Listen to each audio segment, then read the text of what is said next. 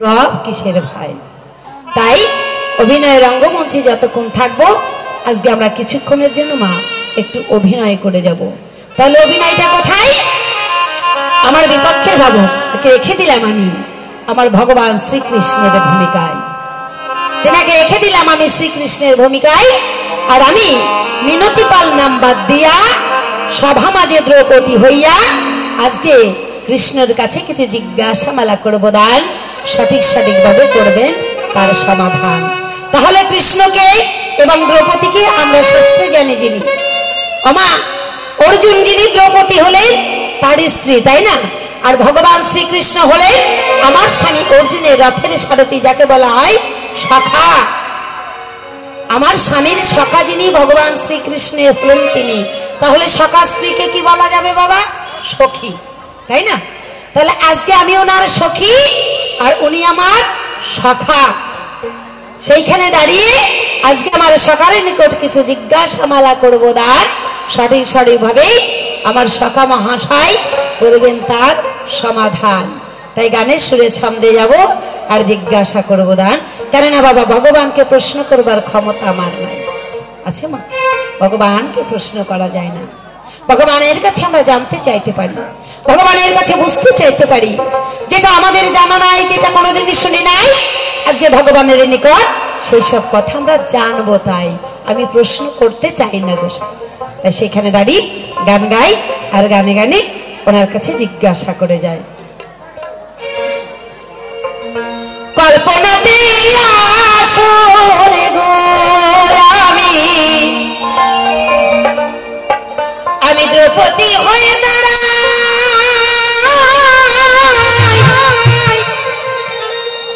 বিপদকে পেয়েছেন যিনি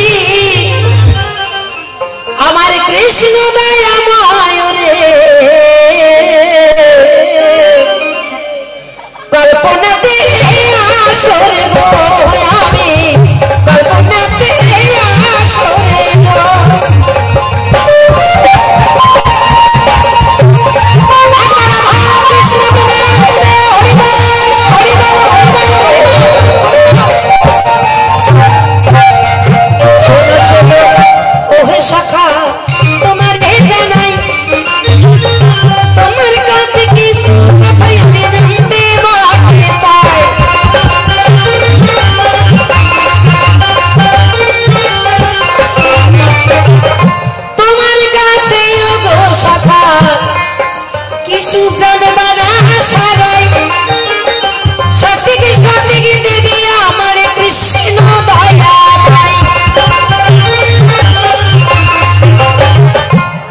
তোমার কাছে প্রথমবার আমার জিজ্ঞাসা রয়, হে কৃষ্ণ জনার্দন তোমার কাছে আমার জিজ্ঞাসন। ও বাবা, আমরা সকলেই জানি মহাভারতে কোথায় যুদ্ধ হয়েছিল? কুরুক্ষেত্রের মাঠে। হ্যাঁ, কুরুক্ষেত্রের মাঠে যখন যুদ্ধ শুরু হয় তখন আমার সখা ছিল আমার স্বামীর রথের সারথি। তাই একদিন কৃষ্ণ ভগবান আমার স্বামীকে বললেন, যাও অর্জুন, আমি তোমার সখা, আমি তোমাকে আদেশ করলাম তুমি কুরুক্ষেত্রের মাঠে যুদ্ধ করতে যাবে, তুমি কুরুক্ষেত্রের মাঠে যুদ্ধ করতে যাবে। আমার স্বামী ডেকে ডেকে বলেছে, ও সখা এ তুমি কি বলছো? আমি যে কুরুক্ষেত্রের মাঠে যুদ্ধ করতে যাব? আমা বললেন আমার স্বামী ডেকে ডেকে, কৃষ্ণ দয়াময়কে, হে দয়াময় তুমি যে আমাকে কুরুক্ষেত্রে যুদ্ধে যেতে বলছো, ওই কুরুক্ষেত্রের মাঠে আমি যুদ্ধটা কার সঙ্গে করব? আমি যুদ্ধটা কার সঙ্গে করব? কুরুক্ষেত্রের মাঠের দিকে তাকিয়ে দেখি, যেদিকেই তাকাই সেদিকে আমার আপন জনকে আমি দেখতে পাই, যেদিকে তাকাই আমার আপন স্বজনদের দেখতে পাই। তাহলে আমি যুদ্ধটা কার সঙ্গে করব? ওনার মতো বীর যোদ্ধা, ওনার মতো বীর সৈনিক আর কেউ ছিল না। উনি যদি যুদ্ধ করতে যায় একটা সৈনিকও বাবা বাঁচবে না। তাহলে আমি যুদ্ধটা কার সঙ্গে করব? তুমি এই আদেশ ফিরিয়ে নাও, এই আদেশ আমি মানতে পারবো না। ওই কুরুক্ষেত্রের মাঠে আমি যুদ্ধ করতে যেতে পারবো না সখা, এই আদেশ তুমি ফিরিয়ে নাও। ভগবান বললেন, না, একবার যখন আদেশ করেছি তুমি কুরুক্ষেত্রে যুদ্ধ করতে যাবে তো যাবে, এটাই আমার শেষ কথা। ভগবানের আদেশ নিয়ে আমার স্বামী গেলেন কুরুক্ষেত্রের মাঠে যুদ্ধ করতে। যখন যুদ্ধ করতে গেলে যুদ্ধ করে মা ওই কুরুক্ষেত্রের মাঠে কত মায়ের সন্তান হারালো, কত স্ত্রী হারালো তার স্বামীকে। ওই কুরুক্ষেত্রের মাঠে কত মানুষ না মারা গেল। ওই কুরুক্ষেত্রের মাঠটা রক্তে লালে লাল হয়ে গেল, রক্তের বন্যা হয়ে গেল। তথাপিও শুনি নাকি এই কুরুক্ষেত্রের মাঠটাকে নাকি ধর্মক্ষেত্র বলা হয়। আচ্ছা বাবা, যে মাঠটা রক্তের বন্যা বয়ে যায়, মানুষের রক্তের বন্যা, সেই কুরুক্ষেত্রের মাঠটা কেমন করে ধর্মক্ষেত্র হয়? যখন যুদ্ধ শুরু হলো কত মানুষ মারা গেল। তখন ভগবান শ্রীকৃষ্ণ আমার স্বামীকে ডেকে ডেকে তাই, হে অর্জুন, আজ তোমার হাতে অনেক মানুষ মারা গেছে, তুমি মহাপাপ করেছ, তুমি মহাপাপ করেছে। এ কেমন কথা শাখা? তুমি না যুদ্ধে পাঠালে, আর তুমি বলছো তুমি যুদ্ধ করেছো, তুমি মহাপাপ করেছো, এই পাপের শাস্তি তুমি পাবেই পাবে। আমার শ্রীকৃষ্ণ ভগবানকে ডেকে ডেকে বললেন, শাখা তুমি আমাকে যুদ্ধ করতে বললে, আর তুমি বলছো পাপ করেছি, তাহলে তুমি বলে দাও এর উপায়, এই পাপ থেকে আমি কেমন করে মুক্তি পাই? তবে কি এই পাপ থেকে আমি মুক্তি পাবো না?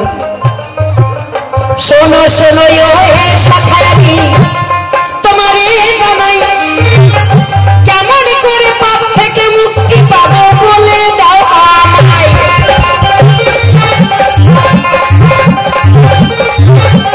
তাহলে বলো শাখা, আমি যে যুদ্ধ করে পাপ করেছি, এই পাপ থেকে আমি কেমন করে মুক্তি পাবো?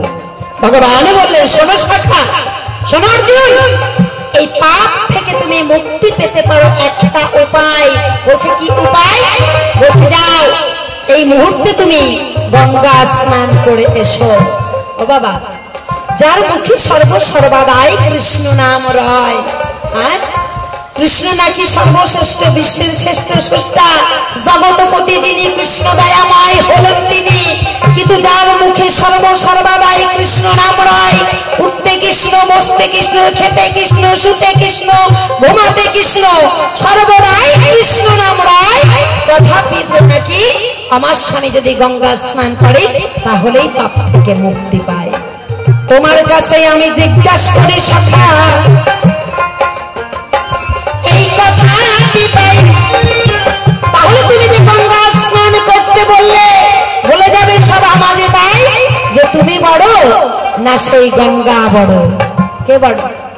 আমার যার মুখে কৃষ্ণ নাম রয়, যিনি জগৎপতি, জগৎ স্বামী, তার নাম যদি সর্বদাই না নেওয়া যায় তাহলে নাকি কোনো পাপ থাকে না। তার হরিনাম করলে নাকি পাপ থাকে না, কৃষ্ণ নাম নিলে কোনো দেহে পাপ থাকে না। তাহলে আমার স্বামীর মুখে সর্বদাই কৃষ্ণ নাম ছিল, তবু নাকি আমার স্বামী পাপ করলো। আর গঙ্গা স্নান যদি করা হয় এই পাপ থেকে নাকি মুক্তি পাওয়া যায়। তাহলে তোমার কাছে আমার প্রথমবার জিজ্ঞাসা রাই, গঙ্গা বড় না তুমি বড়? জানাবে সবাই এই কথাটি অবসায় আমার জানা নাই। আর একটি কথা তোমার কাছে জিজ্ঞাসা করিলাম, সঠিক সঠিক জবাব দেবে, করিবে সমাধান। আর একটা কাজ করলে নাকি সকল পাপ থেকে মুক্তি পাওয়া যায় বাবা, সেটা কি? যতই তুমি পাপ করো না কেন, ওই কর্ম করলে তুমি পাপ থেকে মুক্তি পাবে, এবং ঘরে বসে বাবা স্বর্গের ঘন্টা শোনা যাবে। ওই কর্ম করলে নাকি ভগবান বললেন তাই। কি কর্ম? বলেন অর্জুন, তুমি তো পাপ করেছো, গঙ্গা স্নান তো করে আসলে, গঙ্গা স্নান করে এসে বেশ ভালো কথা, তুমি বাড়িতে একটা বৈষ্ণব সেবা দাও, তুমি বাড়িতে একটা বৈষ্ণব সেবা দাও। যদি বাড়িতে বৈষ্ণব সেবা দাও পাপ থেকে তো মুক্তি পাবেই পাবে, তুমি ঘরে বসে বসে স্বর্গের ঘন্টা শুনতে পারবে। স্বর্গে যে ঘন্টা বাজে না, ওই ঘন্টার আওয়াজ নাকি ঘরে বসে বসে পাওয়া যায় বৈষ্ণব সেবা দিলে। ভগবানের কথা অনুযায়ী আমার স্বামী কি করলেন? বৈষ্ণব সেবার আয়োজন করলেন, বৈষ্ণব সেবার আয়োজন করলেন। দ্রৌপদী কি করলেন? অনেক রকমের রান্না বান্না করে বৈষ্ণব সেবার জন্য আয়োজন করলেন। ওমা বৈষ্ণবগণ আসলেন, সুন্দরভাবে বৈষ্ণব সেবা দিলাম। বৈষ্ণব সেবা দেওয়ার পরেও কই সখা, তুমি বলেছিলে বৈষ্ণব সেবা দিলে ঘন্টা শোনা যায়, স্বর্গের ঘন্টা, কিন্তু স্বর্গের ঘন্টার আওয়াজ তো আমরা পেলাম না। তাহলে বৈষ্ণব সেবা দিয়ে কি লাভ হলো বাবা?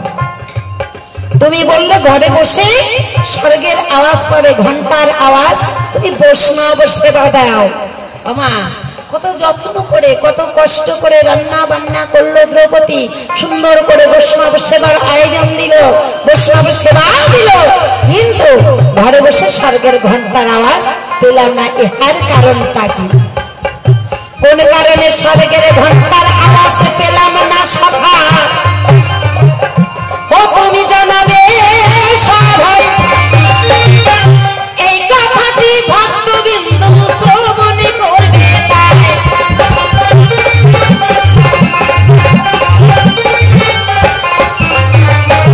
প্রথমবারে তোমার কাছে কিছু কথা জিজ্ঞাসা করিলাম, সঠিক সঠিক জবাব দিয়ে তার করিবে সমাধান। আমি এই পর্যন্ত প্রহরী খান্ত রাধাকান্তের শরীর সবাই মিলে বলুন হরি হরি, আগামী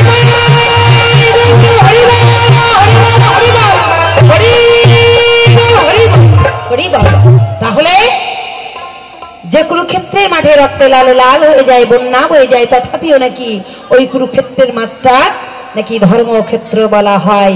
ইহার কারণটি কি? কি বাবা মনে আছে? মা মনে আছে তো? দাদা জিজ্ঞেস করলাম, ও মা বাউল গান লাগিয়েছেন, এটা মনে রাখতে হবে। কেন মনে না রাখলে মন প্রাণ দিয়ে যদি বললে গঙ্গা স্নান করার পরে, তাহলে তুমি বলো না গঙ্গা বলে একটু বিচার করো। এটা তার 2 নম্বর প্রশ্ন।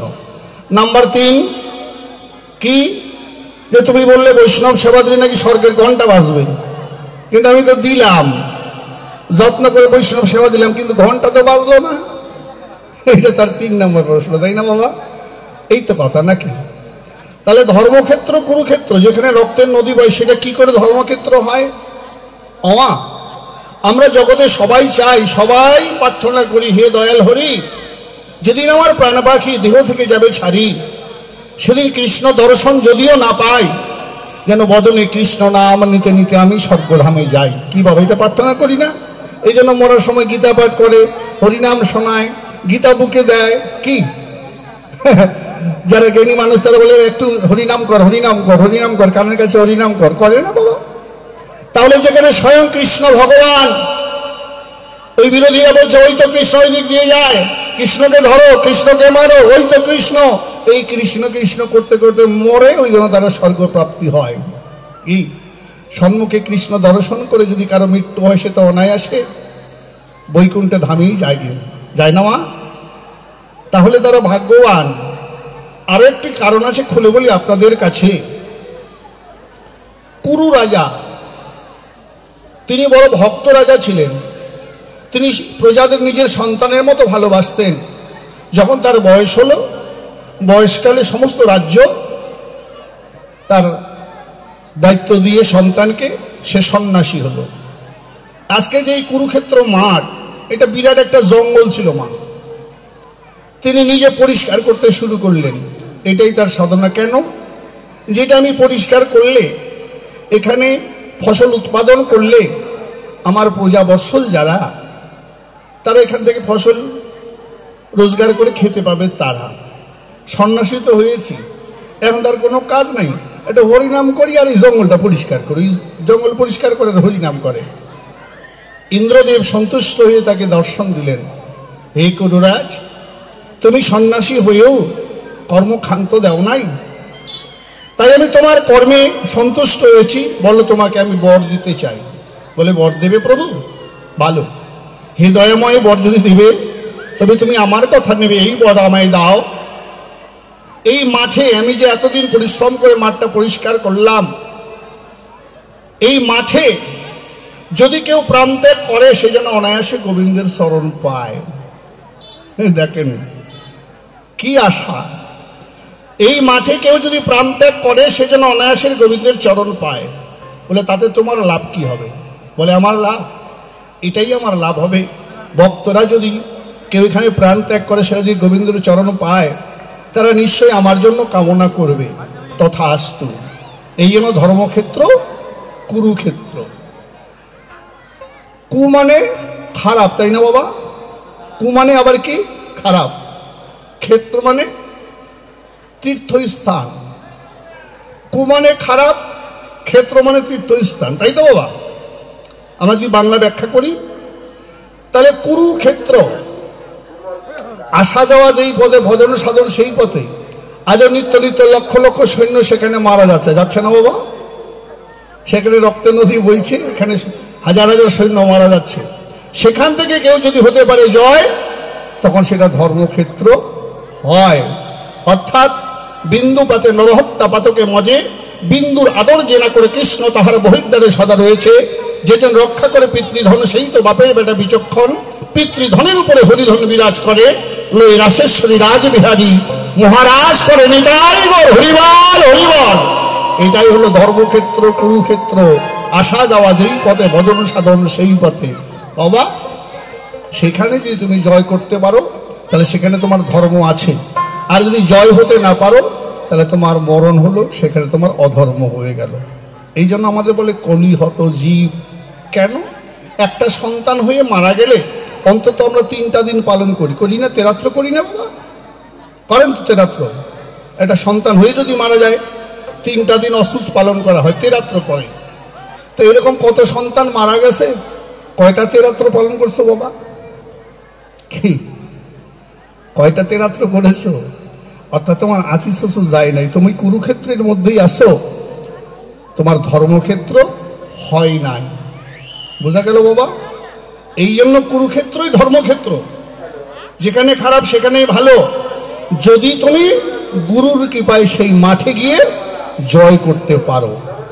তাই শ্রীকৃষ্ণ অর্জুনকে বললেন, একদিকে গীতা, একদিকে আমাদের জীব শিক্ষা। সর্বধর্ম পরিত্যজ্য মামেকং শরণং ব্রজ অহং ত্বাং সর্ব পাপে ভমক্ষ স্বামী মা শোচ। আমি মোক্ষ, আমি শ্রেষ্ঠ, আমাকে অনুসরণ করো। হে অর্জুন, স্বধর্ম নিধনং শ্রেয় পরাধর্ম ভয়াবহ।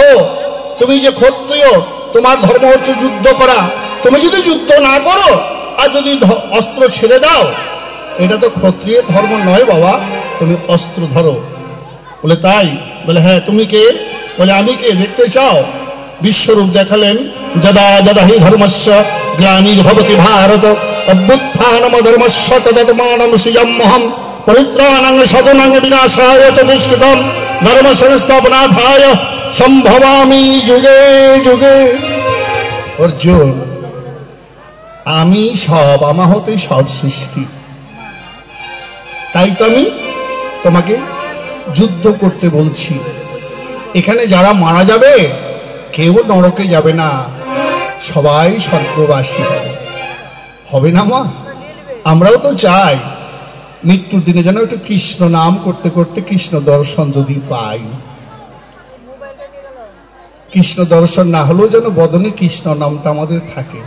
তাই তো ভক্তরা মরণের সময় এসে কানের কাছে কৃষ্ণ নাম শোনায়, গীতা পাঠ করে, হরি নাম করে। নিতাই গৌর হরি বল হরি বল। তাহলে স্বয়ং কৃষ্ণ যেখানে, সেখানে যদি হয় মরণ, কেন হবে না বৈকুণ্ঠে গমন? এই জন্য ধর্মক্ষেত্র কুরুক্ষেত্র এটারে কয়। এবার গঙ্গা স্নান কেন করতে পাঠালাম? কৃষ্ণ যে ভগবান এটা অর্জুনের মধ্যে বিশ্বাস ছিল না বাবা। হ্যাঁ, আমার বন্ধু, আমার সখা, আমার কি বলবো, ভগ্নিপতি সুভদ্রা বর অর্জুন, তাই না? আর সুভদ্রা অর্জুনের বোন। তাহলে আমার ভগ্নিপতি ইত্যাদি, মানে কৃষ্ণ যে ভগবান এটা তার মনের মধ্যে বিশ্বাসই নাই। তাই যুদ্ধের পরে অর্জুন কয় কৃষ্ণের ধারে, সকালে অনেক যুদ্ধ হলো, শুনেছি গঙ্গার স্নানে নাকি পূর্ণ হয়। চলো একটু গঙ্গা স্নানে যাই। বলে ঠিক আছে, কোনো অসুবিধা নেই, চলো যাই। তাহলে কৃষ্ণ অর্জুন দুইজনে মিলে গঙ্গার পাড়ে গেল। এখন অর্জুনকে বলছে তুমি একটু থাকো, আমি একটা জিনিস ভুলে গেছি, আমি নিয়ে আসি। অর্জুন ওই নদীর পাড়ে রেখে চলে গেল। এমন সময় চারজন মানুষ একটা শবদেহ অর্থাৎ মরা নিয়ে হরি বলো হরি বলো হরি হরি বল করতে করতে ওইখানে নিয়ে এলো। মনে করেন অর্জুন এখানে দাঁড়াই আছে, এই পাশে এরকম সীতা যেমন এখানে রেখেছে। এখন চারজন মানুষের মধ্যে এই মরা তো নিয়ে আইসি, আগুন আনছিস? কয় না, আগুন টানি নেই। আগুন আনিস নাই মানে তাহলে কেমন হলো? আগুন ছাড়া কি মরা পূরণ যাবে নাকি? আরে কিছু না হলে তো মুখে তো আগুন ঠাকাতে হবে। কয় তাহলে একটা কাজ কর, তোরা তিনজন থাক, আমি যাই ওই পাড়া ওইখান থেকে একটু আগুন নিয়ে আসি। মরা থুয়ে গেছে।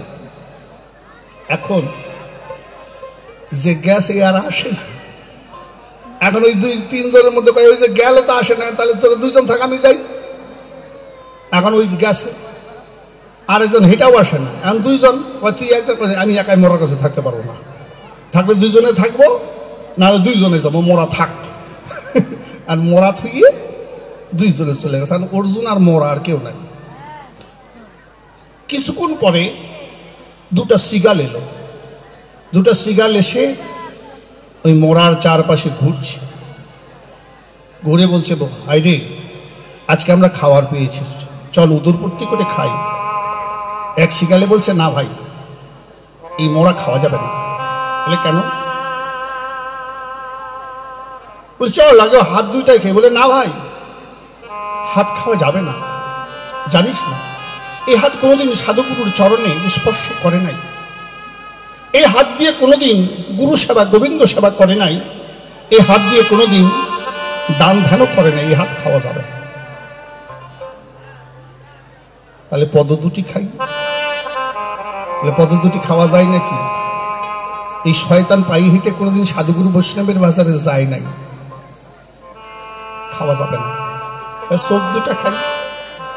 চোখ খাবি? ইশালা খালি খারাপ জিনিস দেখছে, ভালো জিনিস দেখে নাই, চোখ খারাপ জিনিস দেখছে ওর। বলে কান খাই। বলে কান দিয়ে কোন কৃষ্ণ কথা শোনেই নাই। তাহলে বুকটা খাই। এখানে তো গুরু গোবিন্দের বাস রে, রেত মন্দিরে কোনোদিন গুরু গোবিন্দ বাস দেয় নাই, একে খাওয়া যাবে না। তার এক শিকার বলছে ওই শালা দাঁড়ায় ধরে খাই, ও তো একাই, আমরা দুইজন। তো প্রতি উত্তরে শিকারটা বলছে এই শালাকে আরো খাওয়া যাবে না। বলে কেন?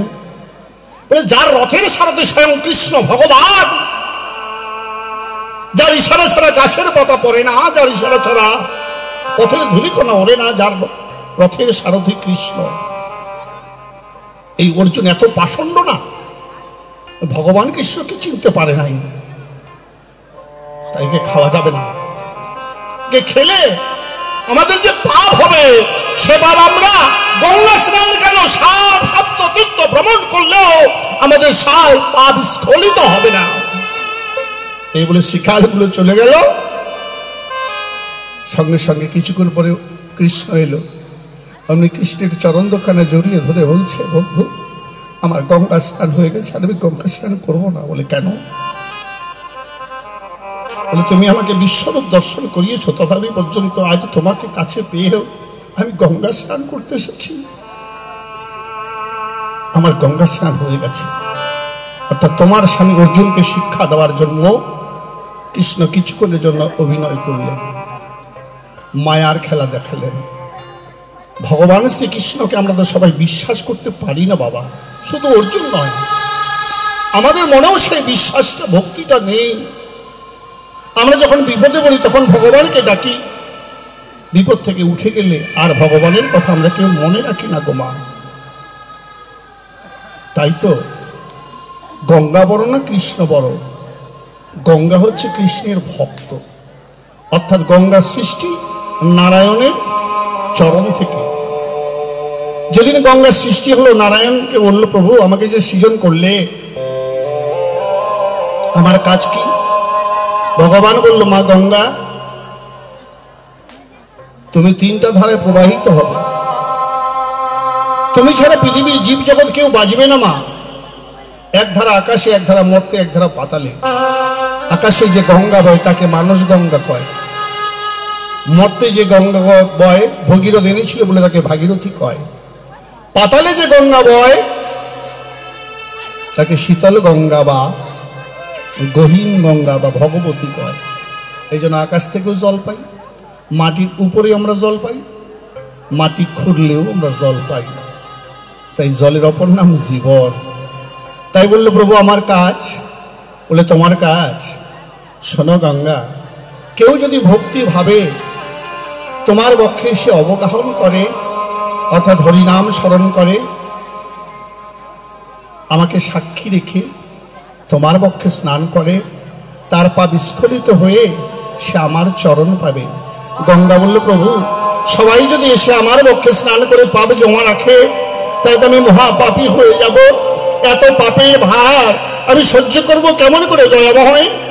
ভগবান বললেন বিষ্ণু জানায়তি সবৈষ্ণব, যারা বিষ্ণুর উপাসক তারা বৈষ্ণব। জানো গঙ্গা, সাধুগুরু বৈষ্ণব যেদিন তোমার পক্ষে অবগাহন করবে, সাধুগুরু বৈষ্ণবের চরণ ধুলি যেদিন পড়বে তোমার জলে, অমনি পবিত্র হবি গঙ্গা। সাধুগুরু বৈষ্ণবের কৃপা বলে জয় জয় সাধু বৈষ্ণব প্রেমানন্দে হরিবাল হরিবাল। তাই গঙ্গা ভগবানের অংশ বিশেষ। গঙ্গাতে স্নান করলে মা গঙ্গা সাক্ষী থাকে গো। এই জন্য তো গঙ্গা স্নানে যেতে হয়। এই যে মহাকুম্ভ চলছে, মৌনী অমাবস্যায় আপনাদের সাধুগুরু বৈষ্ণবের আশীর্বাদে মহাকুম্ভে যাওয়ার সুযোগ হয়েছিল, গিয়েছিলাম বাবা। খুব কষ্ট করে সেখানে স্নান করে ফিরে এসেছি। বহু মানুষ হারিয়ে গেছে, অনেকে অনেক স্বজনকে হারিয়েছে। তাদের বিদায়ী আত্মার কামনা করে ঈশ্বর যেন তাদের তার শ্রীপাদ পদে আশ্রয় দেয়। সেখানে মরলেও লাভ আমি মনে করি। অগণিত সাধুগুরু বৈষ্ণব, এত সাধু সেখানে আগমন হয়েছে, দেখে নিজেকে খুব ধন্য মনে হচ্ছে। মনে হচ্ছে যে হ্যাঁ সত্যি ভারতবর্ষে জন্মগ্রহণ করে আর সনাতন ঘরে জন্মগ্রহণ করে আমি বুঝি খুব বড় ভাগ্যবান। আমার ধর্ম সত্যি মহান বিশাল। তাই তো এত অগণিত সাধুগুরু বৈষ্ণবের আজ দর্শন হলো, নাহলে তো হতো না। যাই হোক, শুনুন একটি গান।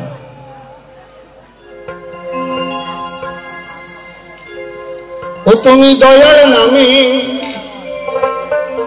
ওরে হইয়া,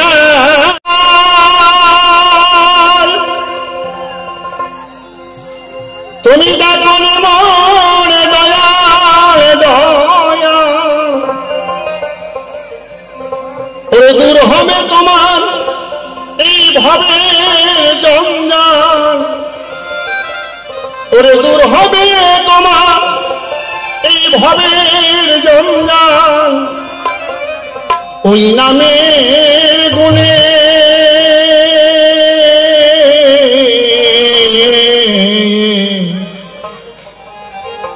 এই পাপী দেহ শুদ্ধ করম,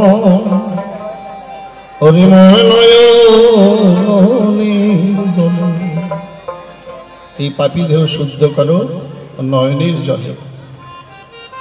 অমা নির্জনে নিরলে বসে যেদিন হা কৃষ্ণ প্রাণ কৃষ্ণ বলতে বলতে তোমার নয়ন বাড়ি ঝরবে, সেদিন তোমার এই তাপের দেহটা শীতল হবে বাবা। কৃষ্ণ নাম বড় মধু, যে জনা কৃষ্ণ ভজে সে বড় চতুর। সে কাউকে দেখায় না, সাধু কখনো ধরা দেয় না, ভক্তকে চেনা যায় না। ভক্তির ভক্তি অগাধ বিশ্বাস থাকে বলে ভক্ত নির্জনে বসে নাম করে আর নয়ন বাড়ি ঝরে। আহা পাপী দেহ শুদ্ধ করো নয়নের জলে, ওরে মন পাপী দেহ শুদ্ধ করো নয়নের জলে। জয় জয় জয় হরিবাল হরিবাল হরিবাল।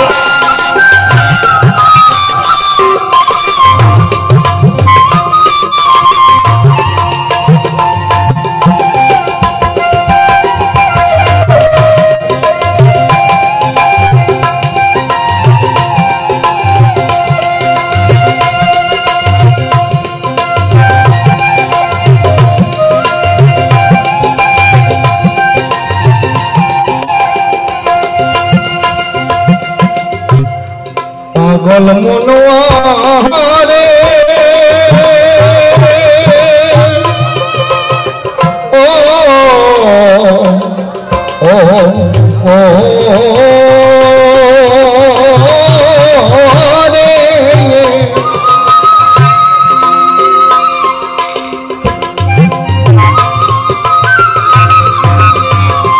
পাগল মনোয়া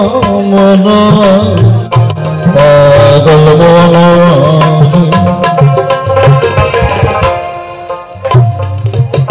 ওরে মোহমায়ায় ভবের মোহমায়ায় শিকল বাঁধা যাহার হাতে পা গুরুর চরণের ধুলি লাগল না রে গা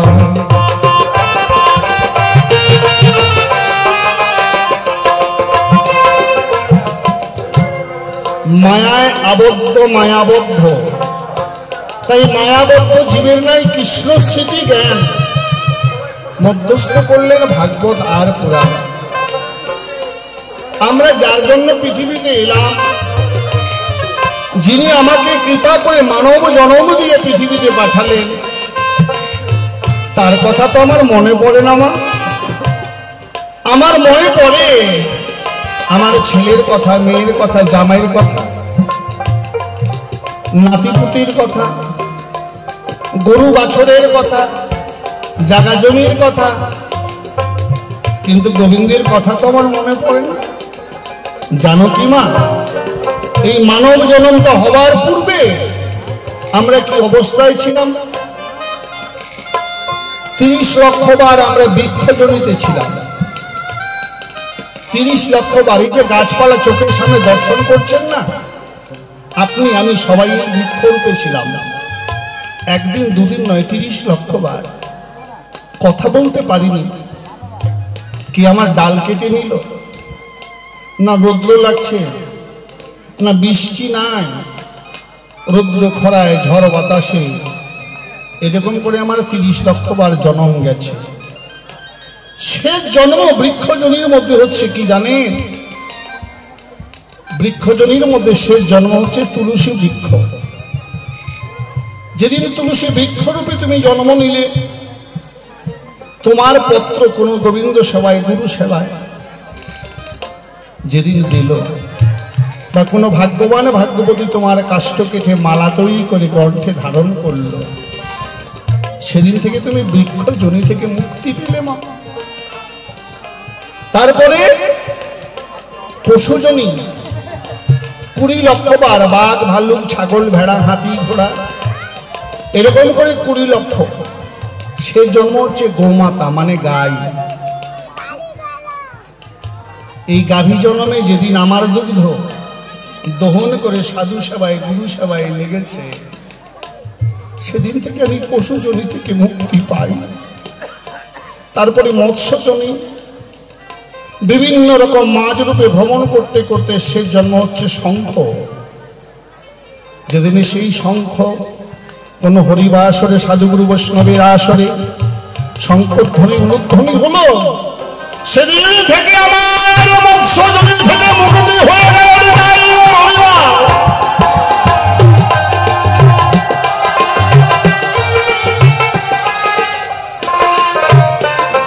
তারপরে পক্ষীজনি পাখি 11 লক্ষ বার বিভিন্ন পাখি রূপে জন্ম হতে হতে সেই জন্ম হচ্ছে ময়ূর ময়ূরী যেদিন আমার এই পালক গোবিন্দের মস্তকে কিংবা আমার পালক দিয়ে রাধা গোবিন্দকে বাতাস করার পাখা তৈরি করল সেদিন আমি পক্ষীজনি থেকে মুক্তি সে জন্ম হচ্ছে কীট মানে পোকামাকড় নানা রকম পোকামাকড় এটা 9 লক্ষ বার এমনকি কৃমিকীট আদি নানা রকম পোকামাকড় হতে হতে শেষ জন্ম হচ্ছে মৌমাছি বিভিন্ন ফুল থেকে একটু একটু করে মধু সঞ্চয় করে বাসায় জমা করলাম সেই চাকিতে কেটে বাজারে বিক্রয় করলো সে মতো যেদিন গুরু সেবায় গোবিন্দ সেবায় লাগলো সেদিন থেকে আমি মুক্ত। বুঝতে পারছেন? তারপরে মানব 4 লক্ষ বার, 2 লক্ষ বার অসম্পূর্ণ, ল্যাংড়া খোড়া কানা, 2 লক্ষ বার সম্পূর্ণ। হ্যাঁ, এই সম্পূর্ণ জন্মে বিভিন্ন জায়গায় বিভিন্ন জাতির ঘরে আমাকে জন্ম নিতে হয়েছে। সে জন্ম হচ্ছে সনাতন ঘরে। তাই শাস্ত্রে লিখলেন, ভ্রমিতে ভ্রমিতে কোনো ভাগ্যবান জীব গুরু কৃষ্ণ প্রসাদে পায় ভক্তি লতাবি। এমনি এমনি নয়। তাই ভবের মোহ মায়ায় শিকল বাঁধা যাহার হাতে পায়, গুরুর চরণের ধুলি লাগিল না তারে।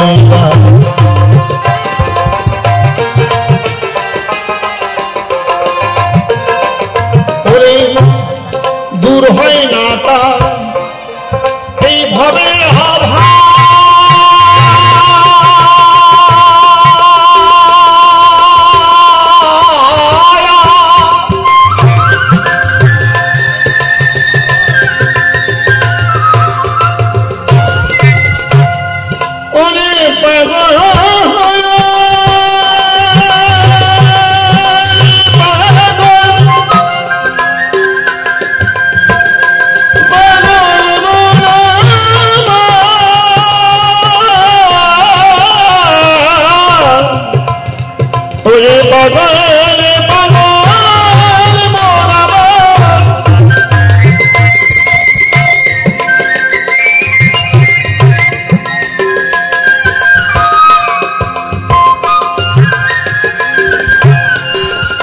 যারা ঈশ্বর বিশ্বাসী নয়, যারা ধর্ম মানে না, যারা সাধুগুরু বৈষ্ণব মানে না, যারা ভগবানকে চেনে না জানে না, তাদের জীবনে অভাব দূর হয় না। ভাবির সঙ্গে ভাব না হলে অভাব কি করে যায়? তাই তো নিত্য নিত্য ডাইনি অভাব তো রক্ত চুষে চুষে খায়। ধর্ম ভুলিয়া গেলে দুঃখ আসিয়া ধরে বাবা।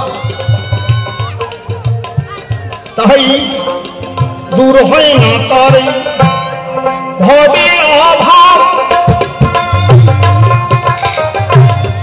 জীব হয় না তার শুদ্ধ স্বভাব। ওরে গুরুর প্রেমে হলো না ভাব,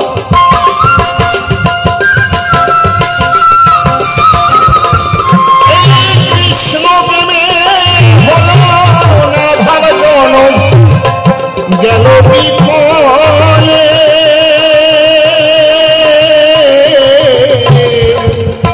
পাপী দেহ শুদ্ধ করো নয়নে জল।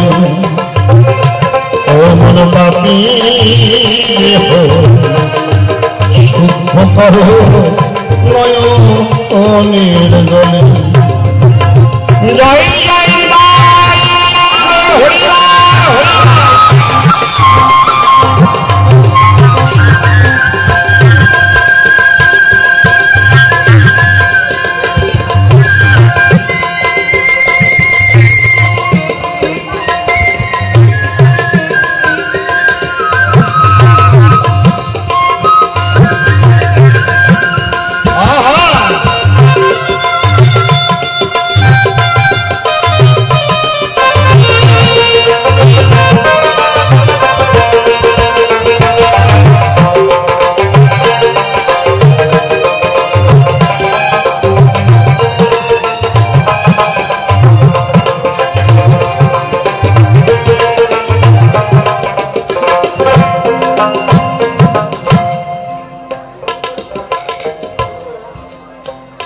অর্জুনকে যখন বৈষ্ণব সেবার কথা বলল যাও বৈষ্ণব সেবার আয়োজন করো। কিন্তু বৈষ্ণব সেবার আয়োজন করতে হলে তো বৈষ্ণব নিমন্ত্রণ করতে হবে তো, নাকি বাবা? নিমন্ত্রণ না করলে তো হবে না। এখন নিমন্ত্রণ করার জন্য যখন অর্জুনকে বলল, শোনো অর্জুন, তুমি আমার কথা নেবে, এই দাপর যুগের সর্বশ্রেষ্ঠ একজন বৈষ্ণব আছে, অবশ্যই তাকে নিমন্ত্রণ দেবে। কে না? ওই রুহিদাস মুচি। এখন অর্জুন চিন্তা করে, আমি মুচির নিমন্ত্রণ দেবো কেন? কত মুনি ঋষি আছে, কত সাধু সন্ন্যাসী আছে, নাই বাবা? তাহলে এত মুনি ঋষি সাধু সন্ন্যাসী থাকতে ওই বেটা মুচির নিমন্ত্রণ দেওয়া লাগবে? কি করে? নিমন্ত্রণ দিতে গেল। এখন রুহিদাস কয়, বাবা নিমন্ত্রণ যখন দিতে আসছো, তোমার তো আমি নিমন্ত্রণ গ্রহণ করব,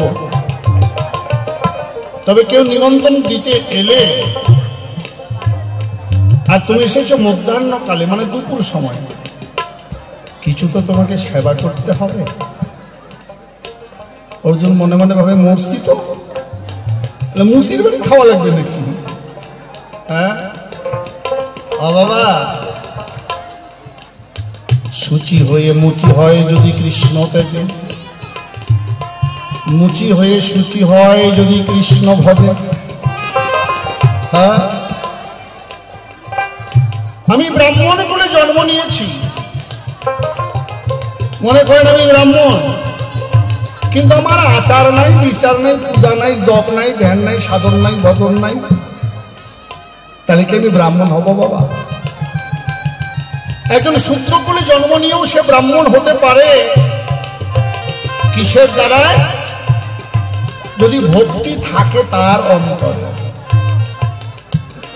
কিরে মা, তোদের গান শোনা হয়ে গেছে, বাড়ি যাচ্ছিস? বাড়ি যাবি যা, আর কি কব?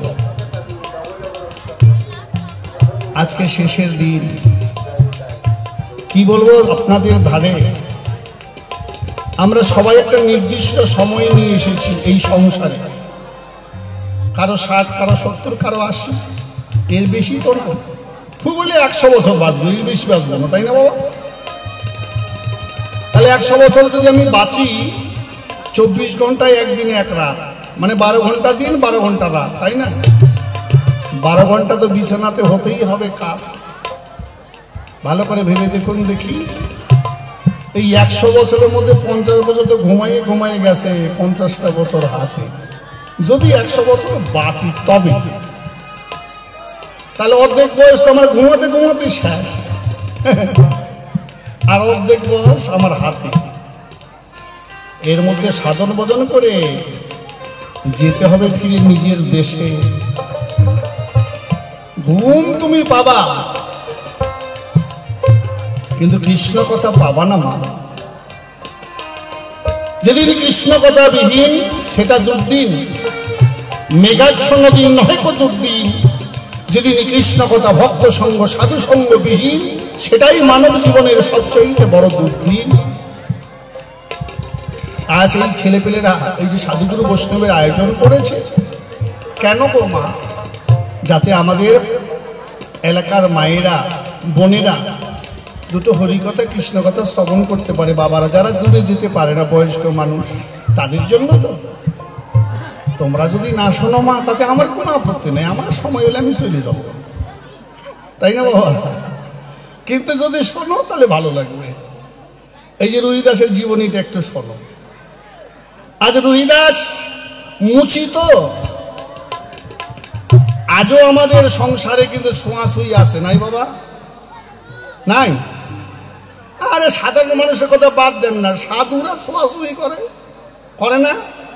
এই তোরা কি সম্প্রদায়? বলে নিত্যানন্দ পরিবার। তোরা কি দেখে? আমরা অদ্বৈত, তোরা গেলে আমাদের চলবো না। আপনাদের দিকে আছে কিনা? আমাদের দিকে কিন্তু আছে। এই সাধু গেলে এই সাধু খায় না, ওই সাধু শুইলে এই সাধু প্রসাদ নেয় না, ওই পাশ দিয়ে যায় না। তাহলে সাধুদের মধ্যে এত দলাদলি থাকবে কেন? কি এরা? আমরা সাধারণ মানুষ, আমরা বুঝি না, আমাদের মধ্যে দলাদলি থাকতেই পারে, তাই না মা? কিন্তু সাধুদের মধ্যে এত দলাদলি কেন? তার মানে আসল জায়গায় এদের মুসলটা ঠিক নাই। যদি আমার কথাগুলো শুনতে খারাপ লাগবে, কিন্তু এটা বাস্তব সত্য। আমরা সবাই যদি ঈশ্বরের আরাধনা করে থাকি বাবা, আমরা যদি ভগবানের ভক্ত হয়ে থাকি, তাহলে ভক্তে ভক্তে দোলাদলি হয় বাবা। এই জন্য আমাদের সনাতন ধর্মটা আস্তে আস্তে রসাতলে যাচ্ছে, এই দলাদলির জন্য। ভগবানের অন্ত নাই, 33 কোটি দেবতা, কেউ কালী, কেউ শিব, কেউ দুর্গা, কেউ বাবা লোকনাথ, কেউ কি কে কি কে কি হিসাব কিতাব নেই, তাই না? ও কয় আমারটা ভালো, ও কয় আমারটা ভালো, মানে ভালো যে কোনটা এটা কিটা জানে, তাই না? আজকে রহিদাসের জীবনীটা একটু শুনুন। দাপর যুগের ঘটনা। আজকে তো কলিযুগে আমরা অনেক শিক্ষিত, অনেক এডুকেটেড, অনেক অ্যাডভান্স, কিন্তু দাপর যুগে এই রহিদাস মুচি বলে তিনি বৈষ্ণব, এটা সকলে জানে, কিন্তু প্রণাম করতে কেউ দিত না। ব্রাহ্মণ বৈষ্ণব যারা, এই মুচি শুয়ে দিলে তো জাত যাবে না, কেউ তাকে প্রণাম করে যে কোনো সাধুগুরু বৈষ্ণবের চরণ ধুলি নেবে, এই সুযোগটা রহিদাস পেত না। তাই কি করতো জানেন? যাতে সাধুগুরু বৈষ্ণবের চরণ ধুলি পাওয়া যায়, 3 মাথার মোড়ে তার বাড়ি, সেখানে ভোর 2টা-2:30টার দিকে দোকান খুলে বসে থাকতো। কেন? ওই রহিদাসের সামনে দিয়েই বিভিন্ন রাস্তা দিয়ে সাধুগুরু বৈষ্ণবরা গঙ্গা স্নানে যেত। রহিদাস দোকান খুলে বসে থাকত, এই রাস্তা দিয়ে অগণিত সাধুগুরু বৈষ্ণব যাবে। যদি কোনো বৈষ্ণবের খড়মের ফিতা ছিঁড়ে যায়, 2টো কাটা মারার জন্য তা আমার কাছে আসবে। আর ওই সাধু খড়মেতে তার পায়ের ধুলি থাকবে, তো চরণ ধুলি থাকবে, এমনি তো কেউ আমাকে ধুলি দেবে না, আমি সেই ধুলি অঙ্কে মাখব। এই আশায় ভোরবেলায় 2টো, 2:30, 3টার দিকে দোকান খুলে বসে থাকতো। দেখেন ভক্তি কাকে বলে।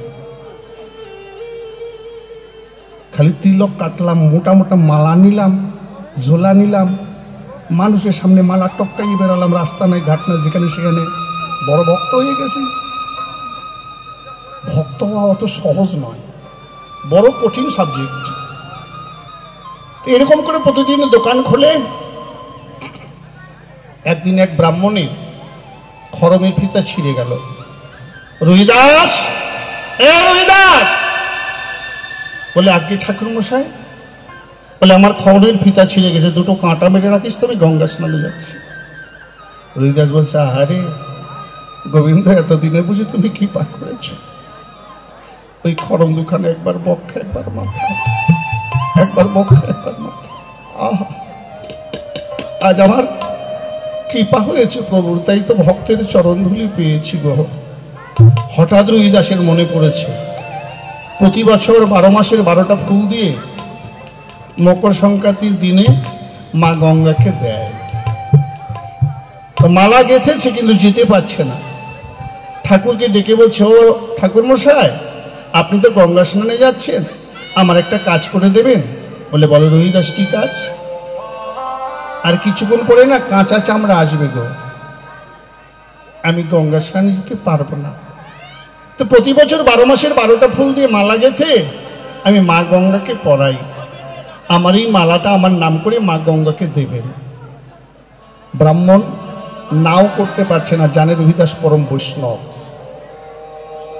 অনিচ্ছায় অনীহায় কোন রকম মালাটা নিলেন, নিয়ে ডাঙ্গায় রেখে স্নান করছে। স্নান টান করে যখন বসন পরিধান করছে, তখন এই মালাটার দিকে নজর গেছে, আরে এটা তো রহিদাস দিয়েছে। ছি ছি ছি, স্নান করে উঠলাম, আমার এই মুসির কাঁথা মালা ধরলে তো আবার স্নান করা লাগবে, তাই না বাবা? একটা লাঠি নিয়ে এরকম করে মালাটা নিচে দূর থেকে নিয়ে কয়, মা গঙ্গা, ওই যে 3 মাথা মোড়ের মুসি তোর জন্য মালা পাঠাইছে, মা নে ধর। যখনই ছুঁড়ে ফেলে দিয়েছে, অমনি মকর বাহুনী মা গঙ্গা আমার সেই মালাখানা হাতে করে নিয়ে গলায় পরিধান করছে, জয় জয় নিতাই গৌর হরিবল হরিবল হরিবল। ব্রাহ্মণ দেখছে, কি আমি সত্যি দেখছি না, কোনো স্বপ্ন দেখছি? এবার চোখ বলছে, একবার তাকাচ্ছে। মা গঙ্গা বলছে, ওরে ব্রাহ্মণ, তুই বড় ভাগ্যবান রে, বড় ভাগ্যবান। হয়তো কোন জন্মের তো স্বীকৃতি ছিল বলে আর এই বৈষ্ণবের গাথামালা এনেছিস, তাই তো এই বৈষ্ণবের কৃপায় তুই আমার দর্শন পেলি। আমি গঙ্গা বলছি, তোর জীবন ধন্য হয়েছে ওই বৈষ্ণবের কৃপায়। হরিবাল হরিবাল। আচ্ছা, এই কথা যদি গঙ্গার বদনে শোনে, ওই ব্রাহ্মণের মাথা ঠিক থাকে বাবা? কিসের বসন আর কিসের ভূষণ! উনি পাগলের মতো দৌড়াতে শুরু করলো, রোহিদাস রোহিদাস রোহিদাস।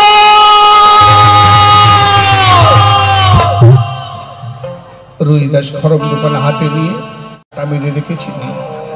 রাখো খড়ম, একবার তুমি আমাকে আলিঙ্গন দাও রোহিদাস। আমার এই পাপ দেহটা একটু শীতল হলে এসো না আমার পক্ষে, এসো। আমি তোমাকে আলিঙ্গন দিয়ে আমার এই পাপ দেহটা শীতল করতে চাই, এসো রোহিদাস এসো। রোহিদাস বলছে, ঠাকুর মশাই, আপনি যদি আমাকে আলিঙ্গন দেন, আর যদি পাড়া প্রতিবেশী কেউ দেখে ফেলে, আবার আপনাকে গঙ্গা স্নান করতে হবে, আপনাকে সবাই এক ঘরে করে দেবে।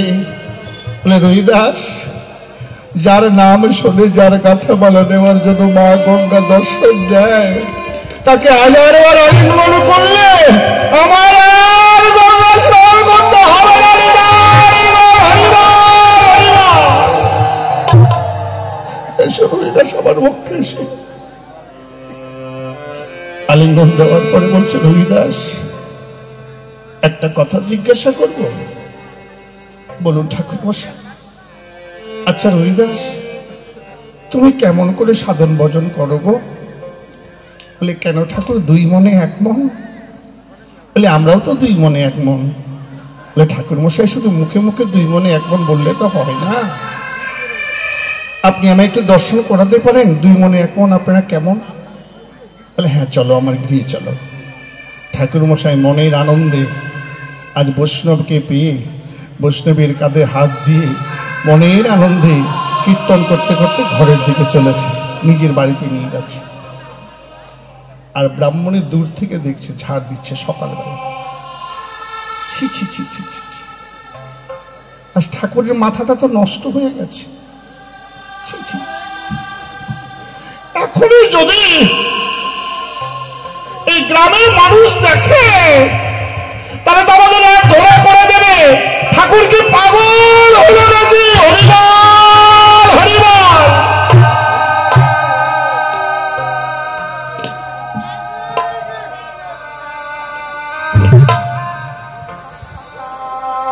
ঠাকুর কি পাগল হলো?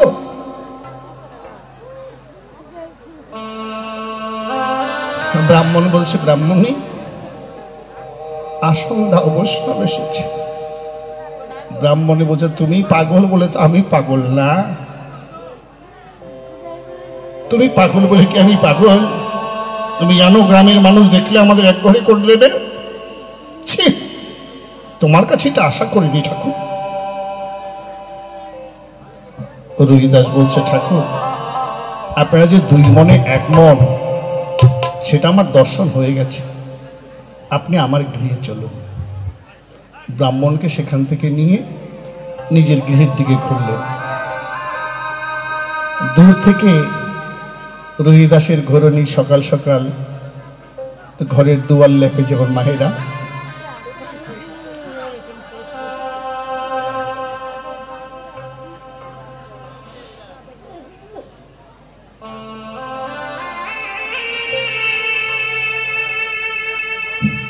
ঘরের দুয়ার লিপছে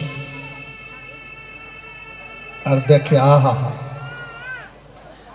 আজ আমার কি সৌভাগ্য গো। তোমরা দেখো দেখো, আজ আমার গোবিন্দর কৃপা হয়েছে। আজ ঘুম থেকে উঠেই ব্রাহ্মণ বৈষ্ণব মোর একসঙ্গে দর্শন।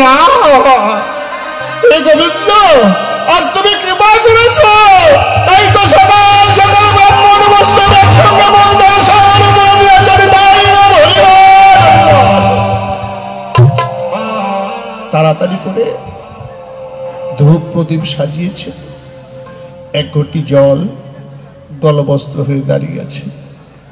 আসার সঙ্গে সঙ্গে চরণ ধৌত করে তিলক চন্দন করে ধূপ প্রদীপ দিয়ে বরণ করে নিয়ে ঘরের ভিতরে বসতে দিলেন। রহিদাস আর ওই ঠাকুর মশাই দুজনে গল্প করছে। মা মনে মনে ভাবলেন, ঠাকুর মশাই এসেছে সকাল সকাল, কিছু সেবা না দিলে কেমন হয়, তাই না? তা একটা গাভী ছিল, তাড়াতাড়ি করে দুধ দোহন করছে, এক বালতির মতো দুধ দোহন করেছে। রহিদাস বলছে, কি গো, তুমি যে বিষয়ী মানুষের মতো কর্মব্যস্ত হয়ে গেল। আজ আমাদের ঘরে পরম বৈষ্ণব ঠাকুর মশাই এসেছে, তার বদনে কোথায় দুটো হরিকথা কৃষ্ণ কথা শুনে আমাদের এই পাপ দেহ শীতল করবো, তা না করে তুমি কৃষ্ণ কথা বাদ দিয়ে ওই গোধনে লিপ্ত হয়েছ, ফেলে দাও সমস্ত দুধ। সঙ্গে সঙ্গে দুধের বালতিটা ছুঁড়ে ফেলে দিয়ে স্বামীর চরণ দোকানে জড়িয়ে ধরে বলছে, আমি বড় অপরাধী, আমি বড় অপরাধী স্বামী। সত্যি তো, আজ কৃষ্ণ কথা হরি কথা শ্রবণ না করে আমি কর্মব্যস্ত হয়ে পড়েছি গো, তুমি আমাকে ক্ষমা করো, আমাকে ক্ষমা করো। এই হলো রহিদাস। যাই হোক, অর্জুন এসে নিমন্ত্রণ দিল। কষ্ট করে স্নান করতে যখন গেল, দেখে জলের ভিতরে আমার স্বয়ং প্রাণ গোবিন্দ তার চামড়াগুলো পরিষ্কার করছে। অমনি তো হা কৃষ্ণ গোবিন্দ বলে জলে ঢাবলে দিল, তার অভিমান দূরে গেল। কিন্তু দ্রৌপদী এক রন্ধন 56 ব্যঞ্জন, 56টা তরকারি করেছে। 56টা তরকারি করে রান্না করে যখন সেবা দিয়েছে, ও বাবা, আমরা সাধারণ মানুষ যেমন সেবা করি, এটা হয়তো ভাজা দিয়ে খেলাম, ডাল দিয়ে খেলাম, এটা খেলাম, সেটা খেলাম, ওটা খেলাম, এরকম খাইতো নাকি, তাই না? কিন্তু যারা বৈষ্ণব, সে তো তার প্রভুকে নিবেদন করবে। তাহলে নিবেদন করতে গেলে কি করতে হবে বাবা? সবগুলো একসঙ্গে তো মাখতে হবে না, তবে তো নিবেদন করতে হবে, তাই না মা? আমি এটা সেটা নিলাম, ওটা দিলাম না, তাহলে তো হলো না। তাই সবগুলো পারস একসঙ্গে ঢেলে নিয়ে তরকারি অন্নে মেখে নিবেদন করে সেবা করবে। এমন সময় দ্রৌপদী মনে মনে ভাবছে, এই জন্যই বলে ছোট জাল। মুচি কি বোঝে খাওয়ার মর্ম? আমি হাত পুড়াইয়ে এত কষ্ট করে রান্না করলাম, এক রন্ধন 56 ব্যঞ্জন, কোনটার কি স্বাদে ছাতা বোঝে কি? সব একসাথে যদি মিশেই খাবে, এর থেকে আমার খিচুড়ি করে দিলে ভালো হতো। এই যে মনের মধ্যে একটা অহংকার, তাই তো স্বর্গের ঘন্টা বাজে না, বাজবে না। কেউ বৈষ্ণব সভার আয়োজন করেছেন, হয়তো বৈষ্ণব সভা আপনারা দেন। যদি মনের মধ্যে এরকম আসে, এবার আমি অনেক লোককে সেবা দিয়েছি, অনেক মানুষ প্রসাদ পেয়েছে আমার বাড়িতে। পরের দিন হয়তো কারোর সঙ্গে গল্প করছেন, জানেন দাদা, এবার সেবায় আমার মোটামুটি 50-60 হাজার টাকা খরচ হল, বহু মানুষ প্রসাদ পেয়েছে। আপনার প্রসাদ বাবা সব খুশি হয়ে গেল বৈষ্ণব সেবা। এটা বলুন না, ভক্তরা কৃপা করে এসে একটু চরণধুলি দিয়ে তারা প্রসাদ পেয়েছে, আমার দেওয়ার মতো কিছু নেই। গোবিন্দ যতটুকু করেছে আমি ততটুকু করেছি। আমার কি সাধ্য আছে যে আমি বৈষ্ণব সেবা দিব, আমি ভক্তদের সেবা দিতে পারবো? আমার কোনো সাধ্য নেই। যদি ভগবানের কৃপা থাকে। যে বৈষ্ণব রহিদাস যিনি মুচি হলেন, তিনি তাহলে যেভাবে তিনি খাবার খেয়েছিল, যে সমস্ত ব্যঞ্জন এক জায়গায় করে যখন সেবা নেয়, ওই না দেখে দ্রৌপদীর মনে অহংকার হয়, মানে ঘেন্না হয় যে এ কেমন জাত, কাকে বৈষ্ণব বলে ধরে নিয়ে এসেছো? আমি এত কষ্ট করে রান্না করলাম, এত কিছু ব্যঞ্জন করলাম, কোনটার কি স্বাদ উনি না জেনে সবকিছু সমস্ত কিছু একসঙ্গে মেখে চুকে সেবা নিতেন। এ তো দ্রৌপদীর মনে অহংকার আসলে, তাই না বাবা? তাই তো বলে গেছেন ভগবান, যে মানব জনম দুর্লভ জনম, এই দুর্লভ জনম অনেক সাধনা করে বাবা পেয়েছি। এই যে অহংকার ঘেন্না আমাদের মধ্যে রয়, ইহার কারণে নাকি আমরা স্বর্গের ঘন্টার আওয়াজ বাবা শুনতে পাই না। তাই সত্যি কথা মা, এই যে আমাদের মনে অহংকার, আমার গাড়ি আছে, টাকা আছে, বাড়ি আছে, পয়সা আছে, এই যে আমাদের একটা মনে অহংকার, এই অহংকার যদি থাকে তাহলে কি আর ভগবানের দর্শন পাওয়া যায় মা? ভগবানের দর্শন পাওয়া যায় না। তাতে সেখানে দাঁড়িয়ে একটা গান গাই, আর আপনারা কেউ যাবেন না ভগবান সেখানে দাঁড়িয়ে আমার কৃষ্ণ ভগবানের কাছে মানে সখার কাছে জিজ্ঞাসা রইল দান, হে সখা তোমার কাছে জিজ্ঞাসা রইল দান, যে যে তোমার পাশে রাধারানী দেখতে পাই, এই রাধারানী কি এমন অন্যায় করেছিল যে শত জনম ধরে তাকে কাটতে হয়েছিল? কি মা কাঁদে নাই? রাধারানী কি এমন অন্যায় করেছিল, কি এমন পাপ করলো রাধে যে শত বছর ধরে তাকে কাটতে হয়েছিল? তাকে কেন তুমি এইভাবে কাঁধালে? তার কি এমন অন্যায়, কি এমন ভুল, কি এমন সে পাপ করেছিল?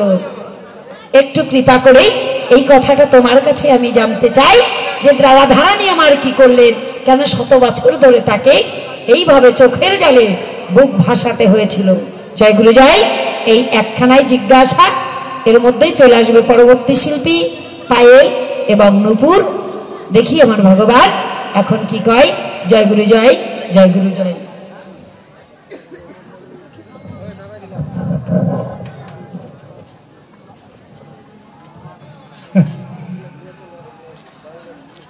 কুরুক্ষেত্রের মধ্যে অনেক প্রশ্ন আছে।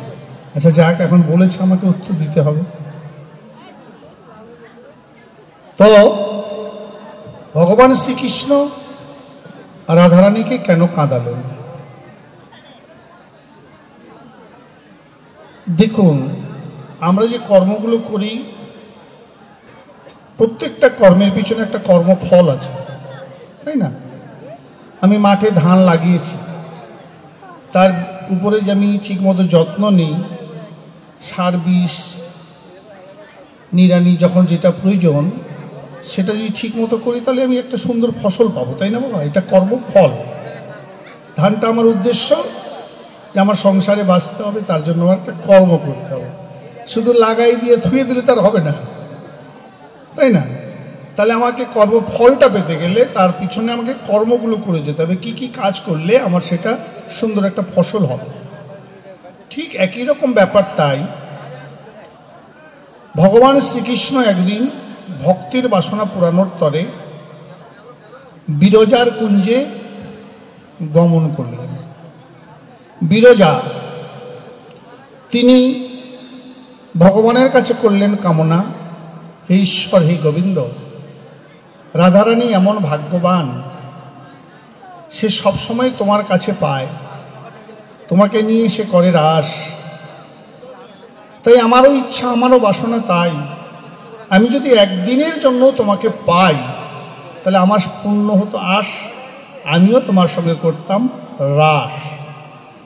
তাই ভগবান শ্রীকৃষ্ণ করলেন কি, সেদিন সমস্ত গোপিনীদের বললেন, শোনো, সবাই তোমরা এসো, তোমাদের করি মানা, রাধারে কিন্তু কেউ কিছু কবা না, রাধারে কেউ আনবা না, ঠিক আছে? সবাই সবার মতো এসে উপস্থিত হলো, রাধাকে কেউ কয় নেই। সেদিন বিরজাকে বাম পাশে রেখে ভগবান শ্রীকৃষ্ণ রাস করতে শুরু করলেন। এখন রাধার যে খুব প্রিয় সখী, কাছের সখী, তার নাম হচ্ছে বিন্দেদুতি। সে মনে মনে ভাবে, আরে সদা সর্বদা কৃষ্ণের বাসী রাধা রাধা বলেই ডাকে, আজ দেখি বাসী অন্য সুরে গায়, ব্যাপারটা কি? রাধারে কি ভুলে গেল আমাদের কৃষ্ণ দয়াময়? না না না, এটা ঠিক না, এটা তো অন্যায়। যেখানে রাধা দেহ মন জীবন যৌবন সব কিছু গোবিন্দের পায়, আর সেই রাধা নাই আজকে এই রাসমঞ্চে, বিরজা সেখানে আশ্রয় পায়, এটা ঠিক না। কি করলেন? সবাই আনন্দ গীতে নৃত্যে তারা মত্ত, আর সেই সময় চুপ করে বিন্দেদুতি রাধারানীর কাছে চলে গেল। রাধারে গিয়ে কয়, রায় তোমার কপাল পুড়েছে গো, তোমার কৃষ্ণ আর তোমার নাই। বলে, নাই মানে? বলে হ্যাঁ, কৃষ্ণের বাসী আর রাধা রাধা বলে ডাকবে না, কৃষ্ণের বাসী এখন উল্টো সুরে বাজছে, বিরজে বিরজে। বলে তাই নাকি? এই বিন্দে, তুই কার নামে কি বলছিস সেটা জানিস তো? কৃষ্ণ আমার প্রাণ, কৃষ্ণ আমার জীবন, তার চরণে এই দেহমন করেছি অর্পণ, তুই সেই কৃষ্ণের নামে আমার কাছে বাজে কথা বলছিস? বলে না রে সখী, আমি একটুকু মিথ্যা বলছি। তুই যদি বিশ্বাস না করিস তাহলে আমার সাথে চল, নিজের নয়নে দর্শন করবি। ঠিক আছে, যদি প্রমাণ করতে পারিস ভালো, আর না যদি প্রমাণ করতে পারিস জানিস আমি কিন্তু তোমাকে অভিশাপ দেব।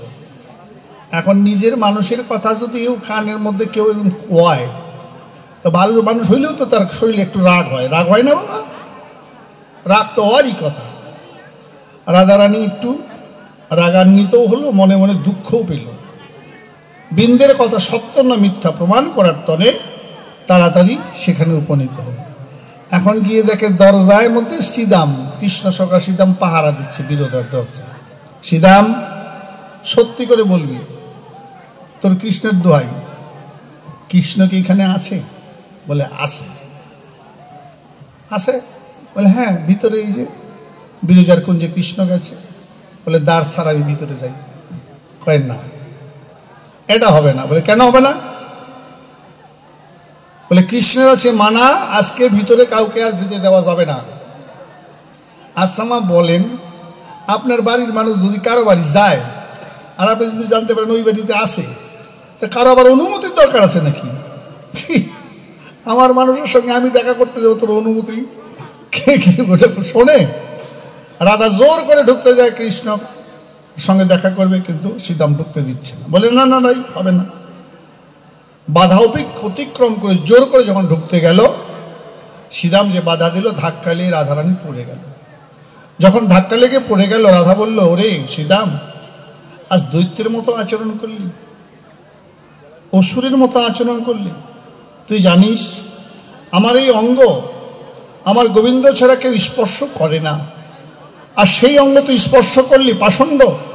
আমি মনে পেলাম তাপ তোকে দিচ্ছে অভিশাপ, তুই 100 বছর কৃষ্ণ হারা হয়ে যাবি আর দৈত্য কুলে জন্ম নেবে। শ্রীরাম বলল, রাই বিনোদিনী, অকারণে তুমি অভিশাপ দিলে আমায়, আমি তো কোনো দোষী নয়, আমি হলাম পাহারাদার, গেটম্যান, তাই না বাবা? তা মালিকের অর্ডার ছাড়া গেটম্যান তো কখনো তার গেট খুলতে পারে না, গেট ছাড়তে পারে না। আজ তুমি বিনা দোষে আমাকে অভিশাপ দিলে, ঠিক আছে। শোনো রাই, কৃষ্ণ শুধু তোমার নয়, কৃষ্ণ সকলের, কৃষ্ণ সকলের। তাই আমি যদি শ্রীরাম সখা কৃষ্ণ সখা হয়ে থাকি, আমি আমার কৃষ্ণের নামে তোমাকে অভিশাপ দিলাম, তুমিও 100 বছর কৃষ্ণ হারা হবে। কৃষ্ণ কৃষ্ণ বলতে বলতে তোমার নয়নের জল শুকিয়ে যাবে, তুমিও কৃষ্ণের কাছে পাবে না। তাহলে এই যে দুইজন দুইজনকে অভিশাপ দিল, ও বাবা, মানুষে মানুষ যদি ঝগড়া লাগে, তাই না? দেখা গেল পারতেছে না, বিনা দোষে একজনের দোষী করা হইল, ওই লোকটা রাস্তায় যেতে যেতে কবে, ঠাকুর আমি তো কোনো অন্যায় করিনি, তবু আমাকে দোষী করলো, তুমি এর বিচার করো। এই যে বিচারটা দেওয়া হয়, বিচারটা দেওয়া হয় কার কাছে? না ঈশ্বরের কাছে। দুইজনে তো ভগবানের কাছে বিচার দিছে, তাহলে ভগবান কি করবে? এটা তো পূরণ করতে হবে, তাই না? তাই শ্রীরাম পরবর্তীতে দৈত্যকুলে জন্ম হলো, 100 বছর কৃষ্ণ হারা হয়েছিল।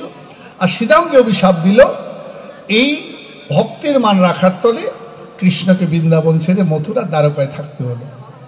এটাই হলো মূল কারণ। আমি কি করতে পারি বলেন?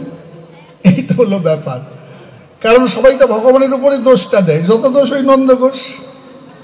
আমারও যদি কোনো কিছু হয়, আমিও তো কব ভগবানের চোখ অন্ধ হয়েছে, আমার দেখে না, তাই কই না আমরা? ভগবান যদি দেখতো তাহলে কি আমার এমন হতো? দেখেন, আমি যে খারাপ কর্ম করছি এটা আমি স্বীকার করবো না, ভগবানের চোখ খারাপ, ভগবান দেখে না আমাদের। এটাই তো আমাদের স্বভাব, এটাই হলো মূল ব্যাপার। এই জন্য রাধারানী কৃষ্ণ হারা হয়েছিল, ওর এইটাই প্রশ্ন ছিল, সেটা সমাধান হলো। জয় গুরু।